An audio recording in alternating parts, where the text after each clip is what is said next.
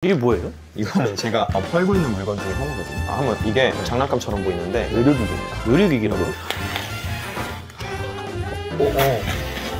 저밖에 없단 말이에요. 네네네. 저밖에 없으니까 비교군요. 저희가 기초생활수급자일 때는 네네. 한 사람당 생활비가 10,000원 정도였어요. 네, 안녕하세요. 안녕하세요. 집 한번 구경해봐도 되나요? 네. 아무것도 없네요, 여기? 손님 방으로 쓰려고 했는데 네. 생각보다 손님이 없어서 여기도 아무것도 없는데요? 네, 진짜 그냥 네. 방입니다. 제 로봇 청소기가 저보다 일을 더 많이 들어가요. 아, 그래요? 책 같은 것도 읽으시나 보네요? 네, 이제 또 제가 사업을 하다 보니까. 아, 사업하고 계세요? 네. 어떻게 젊어 보이시는데 혹시 나이가 어떻게 되시죠? 저 27살입니다. 혹시 무슨 일 정확히? 저는 이제 생활용품이나 의료기기, 그리고 육아용품 같은 거를 온라인에서 유통하고 있어요. 네이버에서 팔고 막 이런 거 말씀하세요? 맞아요. 이제 온라인 쇼핑몰, 네이버나 쿠팡 우리 많이 쇼핑할 때 쓰시는. 근데 요즘 엄청 레드오션이잖아요? 이게 근데 또 이 레드오션인 만큼 시장이 커졌다는 뜻이라서 뭐 한두 명 들어가서 밥벌이 하기는 또 괜찮더라고요. 얼마 정도 파시는데 혹시? 저는 한 달에 한 그래도 순수익 기준으로는 1,000만원에서 2,000만원? 1,000만원에서 2,000만원? 네, 1,000만원에서 2,000만원 정도. 근데 어떻게 아직도 그게 팔 수 있는 거죠? 아직도 국민의 절반 정도는 쿠팡을 쓰시고 또 한 30% 정도 아직도 네이버를 쓰시거든요. 근데 이제 국민이 5천만 명 있다고 하면은 네. 한 1,500만 명 정도는 아직도 네이버에서 이제 소비를 한다는 뜻이잖아요. 그래서 우리가 아주 큰 기업을 만들거나 이런다기보다 이제 소상공인들이 한 달에 몇백만 원씩 버는 거? 네. 거기에서 조금 더 발전된 경우가 제 경우라고 보시면 돼요. 간단하게 그 방법 좀. 방법에 대해서요? 근데 오시자마자 영업 비밀을 보여드릴까요? 이게 뭐예요? 이거는 제가 팔고 있는 물건 중에 하나거든요. 이거요? 이거 뭔데요? 애들 갖고 노는 그런 거구나. 한번 이게 장난감처럼 보이는데 의료기기입니다. 의료기기라고요? 이렇게 되면은 네. 엄청 실력이 좋은 거예요.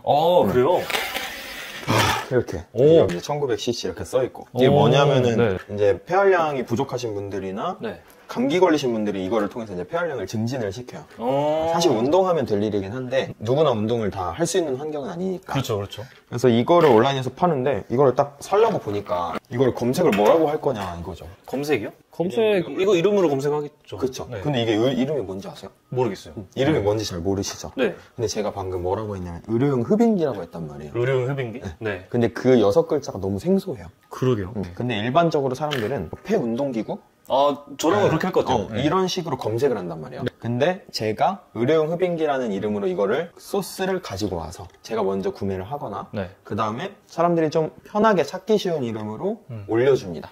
쇼핑몰에다가. 그러면 그분들이 검색했을 때 제 상품이 잡히는 거죠. 그러니까 한마디로 리셀인데 이름을 살짝 바꿔서 하는 리셀. 맞아요. 어떻게 보면은 옛날 분들은 낙가마라고 표현하시는 분들 계세요. 온라인에서 좀 더 빨리 구할 수 있게 어쨌든 내 상점에 갖다 놓는.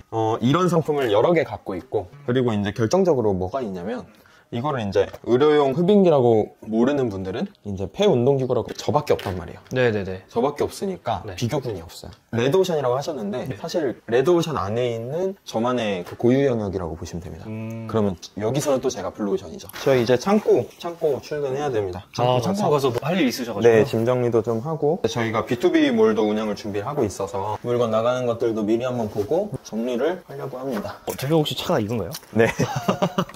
제가 또 애늙은이답게 트럭을 몇 년 전부터 타던 건데 저랑 안 어울리죠. 한 달에 2,000만 원 이상 버시면 이게 이제 돈을 벌어다 주는 제 어떤 보물이라고 볼 수 있어요. 진짜 이거 차라기보다 운송수단이네요. 그렇죠.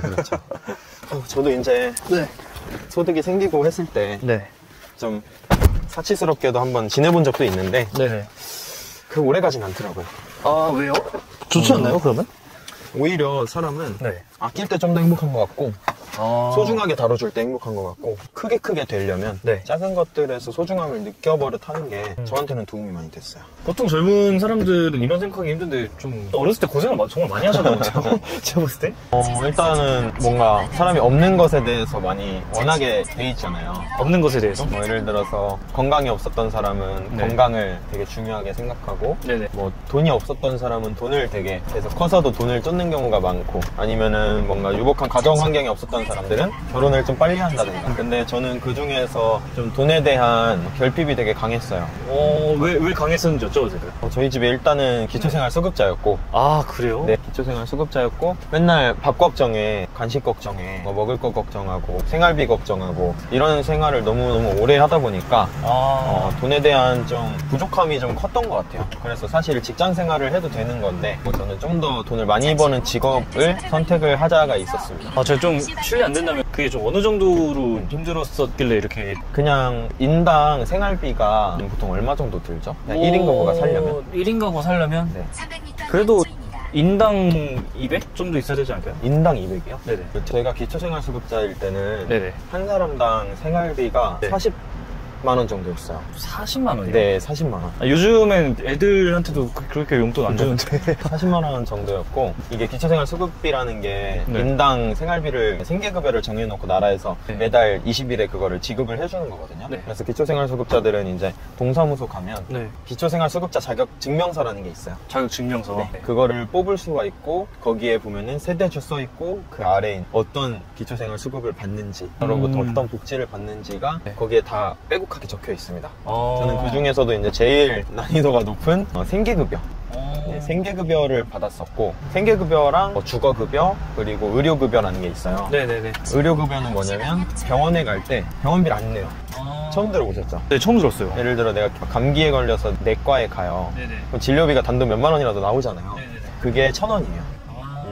이제 그게 의료급여 1종. 1,000원은 왜 1,000원인가요? 그냥 뭐 아예 안 내긴 좀 그렇고 해서 1,000원씩 받는 것 같아요. 아예 안 받으면은 기초생활수급자들도 자존심 상할 수 있잖아요. 그럼 뭐 어떤 거를 타더라도 다 1,000원이에요? 거의 병원 진료비가 모두 1,000원이라고 보면 되고 이게 어쨌든 의료급여라는 게 보험이거든요. 국가에서.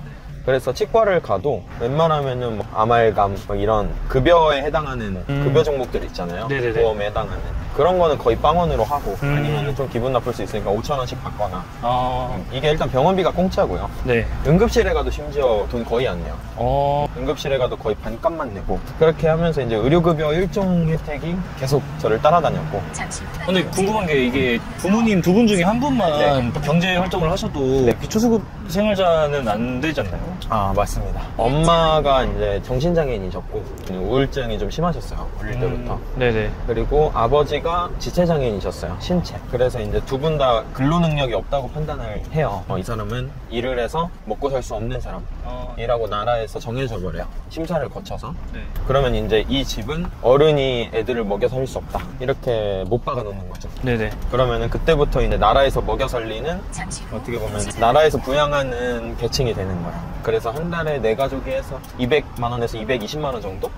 이렇게 해서 이제 그걸로 생활비 쓰고 월세, 임대 아파트를 살았어요. 네네. 임대 아파트가 한 15평? 18평? 이렇게 됩니다. 근데 거기에 이제 네 가족이 살았었고 네네. 거기는 월세가 한 8만 원에서 12만 원 요 정도 왔다 갔다 해요. 그런 아파트 200에 12 뭐 이렇게 되는 거죠. 그래도 제가 생각했던 것보다는 꽤 비싸네. 40만 원씩 4명이서 받는데 네. 12만 원씩 내면. 근데 어떻게 보면 네 가족 사는데 네. 월세가 12만 원이면은 인당 3만 원이잖아요. 그렇죠. 거의 공짜로 사는 거죠. 이것도 이제 국가에서 임대 아파트에 붙어야지만 살 수 있어요. 주거 환경이 아직 없는 기초생활수급자도 많고 그 기초생활수급자 사이에서도 임대 아파트가 인기가 많아요. 몇 년 기다려서 들어가고 저희도 그때 그래서 제 가족이 임대 아파트에 딱 붙었을 때 네네. 가족들끼리 되게 축하 파티 같은 거 했었던 기억이 나요. 축하 파티까지 했었나 그냥 서로 좋아했었던 기억이 나요. 그전엔 그럼 어디서 그냥. 그거 살기 전에요? 네네. 원룸 살았었죠. 원룸에. 네, 내 가족이 원룸. 저희 집에 방 2개 정도 되는 면적? 한 6평? 원룸에서 이제 6평에. 거기에 중학교 1학년 때까지 살았었어요. 제 동생 초등학교 한 3, 4학년 그렇게까지 살았었습니다. 많이 민감한 질문일 수도 있긴 한데요. 네. 혹시 부모님이 뭐 원망스럽거나 그러진 않으셨어요? 아까 말씀드린 것처럼 뭐 원망스럽지가 않아요. 왜냐면은 부모님이 결정한 것도 아니고 제가 결정한 것도 아니고 부모님도 나름대로 열심히 살고자 하셨는데 그렇게 된 거라고도 생각을 하고 그렇게 살고 싶어서 사는 사람은 없잖아요. 그렇긴 하죠. 나도 누군가에게는 좋은 사람이고 누군가에게는 부족한 사람일 텐데 네네. 지금은 그렇게 생각하지만 그때는 조금 부끄러웠던 때도 있었던 것 같아요. 아버지가 이제 휠체어 타고 다니시고 어머니가 많이 아프시고 하니까 어린 마음에 부끄럽긴 했지만 그래도 누구의 탓은 아닌 것 같다라고 생각은 했어요.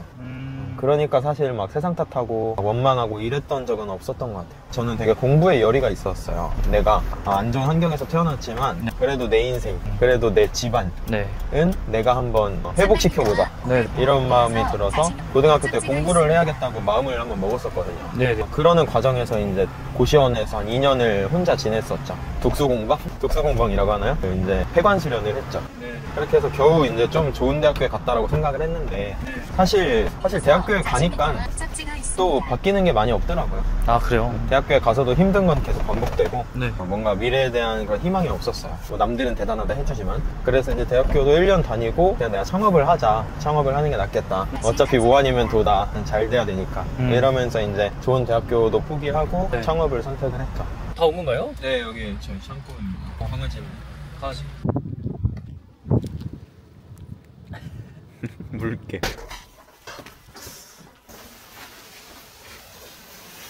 저희가 매주 이렇게 나가는 물건들이 있습니다. 직원을 쓸 생각은 없으세요? 직원 안 쓰시냐고 많이 물어보시는데 대표가 과로로 죽기 직전에 직원을 채용하라라는 어떤 격언 같은 게 있습니다. 너무 비효율적이잖아요? 이런 것들 최대한 제가 하고 진짜 못하겠다 싶을 때 직원들에게 좀 맡기려고 하는 편입니다. AI 시대에 다들 막 효율 찾고 있는데 지금 대표님은 시대를 거꾸로 가시는 것 같은데. 이런 거는 기계가 할 수 없으니까. 이제 제가 나이가 아직 어리잖아요. 네. 나이가 어리다 보니까 막 언제 뭐를 이루어야 되겠다 이렇게 생각하기에는 아직 인생이 너무 덜 살았더라고요. 덜 살아서 좀 더 기본에 충실하게 이런 일들도 나와서 직접 하고 좀 더 성실하고 좀 더 의젓하게 남 탓 안 하고 내 인생 내가 책임지면서 그러다 보면은 사업도 잘 되어 있을 거라고 저는 좀 믿는 게 있거든요. 그래서 조금 더 막 뭐를 이루어야 되겠다 이런 것보다는 그냥 좀 더 나은 하루 만드는 거 그게 요즘은 제 목표입니다.